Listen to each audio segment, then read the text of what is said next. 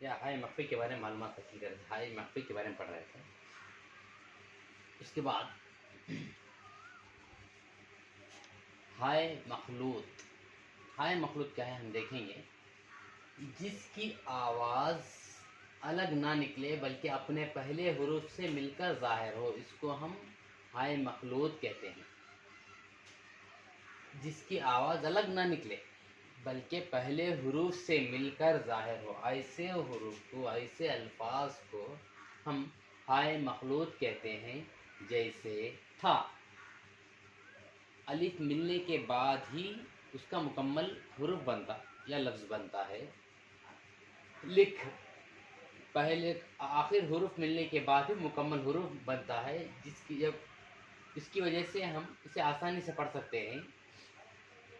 जैसे था, लिख, सीख वगैरह। जिसकी आवाज़ अलग ना निकले बल्कि दूसरे पहले वाले हुरूफ की मदद से मिलकर ज़ाहिर हो, ऐसे हुरूफ को हम हाय मखलूत कहते हैं। उसके बाद नून ज़ाहिर है।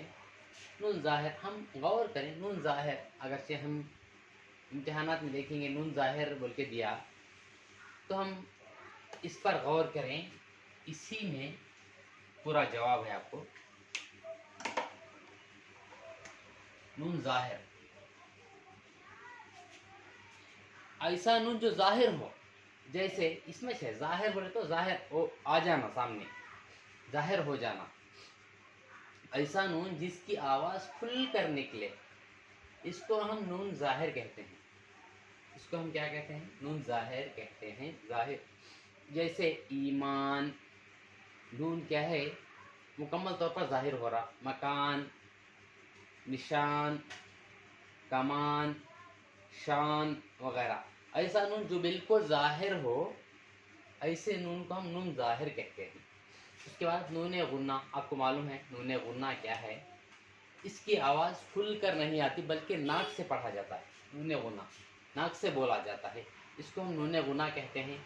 जैसे आसमां, ज़मी, यहाँ, वहाँ, ये आवाज़ क्या है? नाक से सुनाई देगी। यहाँ, जहाँ वगैरह। ऐसा गुना जिसे हम ज़ाहिर करते हैं तो इसकी आवाज़ नाक से निकलती है, इसको हम नून गुना कहते हैं। इंशाअल्लाह अगली क्लास में हुर्फ़ इल्लत और हुर्फ़ सही के बारे में मज़ीद मालूमात हासिल करेंगे। और इम्तिहानात भी बहुत करीब है, टेट का सिलेबस भी दिया गया है। हार्ड वर्क करें।